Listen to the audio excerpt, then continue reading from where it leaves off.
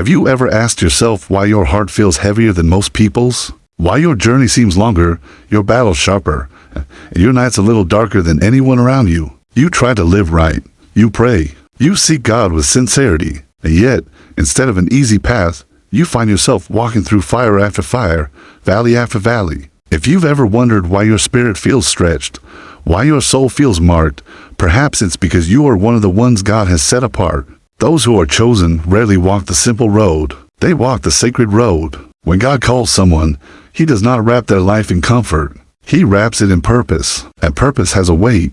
Purpose has a cost. Think of your heart as soil that must be turned, broken, and pressed before it can carry seeds that grow into something eternal. That is why your life often feels like it is being plowed by unseen hands. It is not destruction. It is preparation. One of the first pains the chosen ones carry is the pain of being misunderstood. Have you ever spoken with pure intentions, only to have your words twisted or doubted? Have you ever acted with love, only to have someone misread your motives? Even Jesus himself was misunderstood by his own family. His brothers mocked him. The Pharisees questioned his every move. But misunderstanding is not a sign of failure. It is a sign that your spiritual wavelength is not the same as the world around you. When your spirit is aligned with heaven, the world that only sees the surface will struggle to comprehend you. And though it hurts, God uses that pain to detach you from needing human validation. Another burden the chosen ones carry is the pain of waiting. Waiting is one of God's most powerful classrooms. Think of Joseph sitting in a prison cell while his dreams seem to fade into nothing. Think of David, anointed as king, yet running for his life through caves and deserts. God is not punishing you by making you wait. He is preparing you. Waiting stretches your faith like a muscle. It teaches you trust more deeply than blessings ever could. So if you feel suspended between a promise and its fulfillment, trust that God is shaping your character to handle what He has already written into your future. There is also the deep, quiet ache of loneliness. Not the loneliness that comes from being physically alone, but the loneliness that comes from being spiritually different. Have you ever been in a room full of people and still felt unseen? Have you ever tried to share what God placed in your heart only to receive blank stares, shallow responses, or polite confusion? This loneliness does not mean something is wrong with you. It means God is drawing you closer. Moses was called in the quiet of the desert. Elijah heard God not in the quake or the fire, but in the still, small voice. Even Jesus withdrew to solitary places to pray. Loneliness becomes holy ground when you realize it is the place where God whispers the loudest. And then there is the pain of growing faster than the people around you. The chosen ones often outgrow friendships, conversations, environments, and even dreams. Not because they are better, but because God is pulling them toward a different horizon. You may feel the sting when relationships fade, when old habits lose their comfort, when the places that once felt like home suddenly feel too small. But this stretching is a sign that God is elevating your spirit. When a tree grows, its roots break the ground. Growth always requires separation. That separation is painful, but it is sacred. Another pain woven into the chosen journey is the pain of rejection. One day people stand with you. The next, they drift away without explanation. You search yourself for mistakes, but often you find none. It is not that you did something wrong. It is that your light disrupted the darkness in others. A chosen one carries a presence that confronts without speaking, a spiritual resonance that unsettles those who prefer shadows over truth. Rejection is not God removing something good from your life.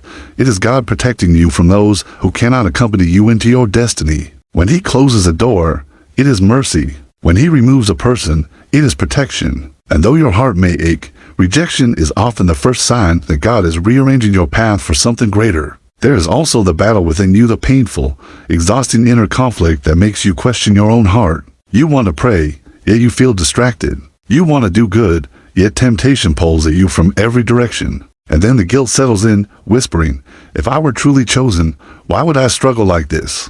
But remember the words of Paul in Romans 7:19.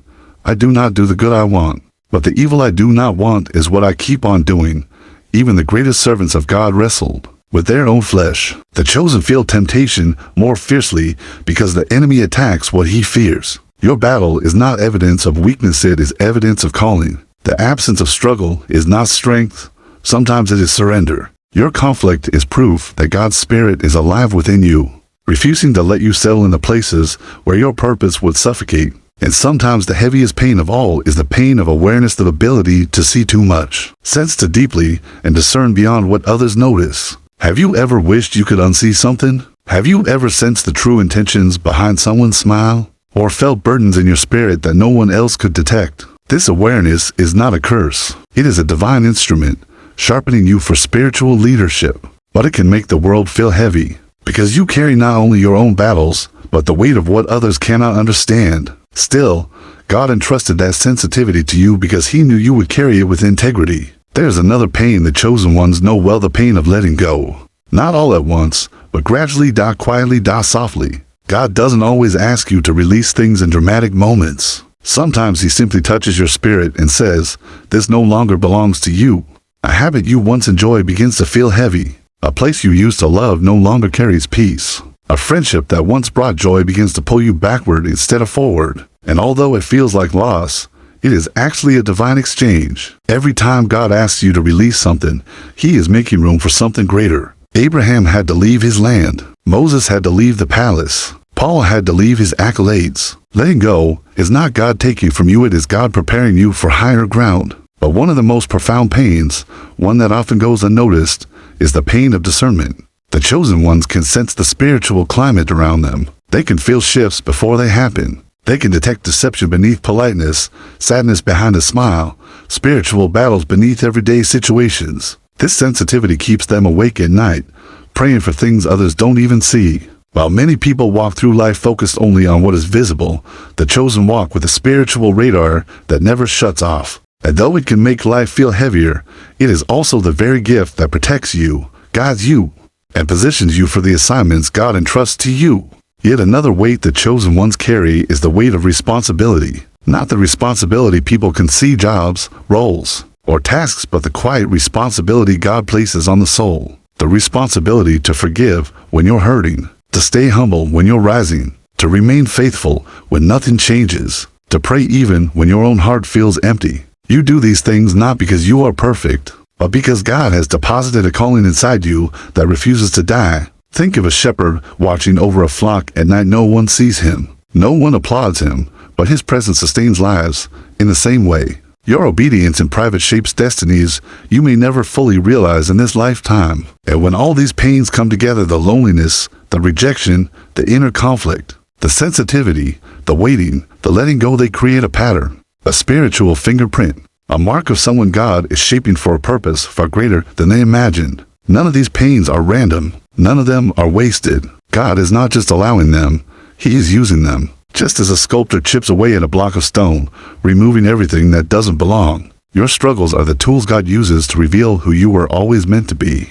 Have you ever noticed that the greatest men and women in Scripture all walked through deep suffering before stepping into their calling? Joseph endured betrayal before the palace. David endured exile before the throne. Esther endured fear before saving her nation. Even Jesus Himself endured rejection, loneliness, and unimaginable pain before fulfilling His mission. The chosen walk a different road because they carry a different assignment, and that assignment requires a depth that comfort can never produce. So if you feel stretched, if you feel misunderstood, if you feel like your life keeps pulling you through storms you didn't ask for, maybe it's because heaven has placed more on your life than you realize. Think of your soul as a vessel being expanded. Expansion hurts. Stretching hurts. But God is enlarging your capacity so you can hold the blessings, responsibilities, and revelations He is preparing to pour into you.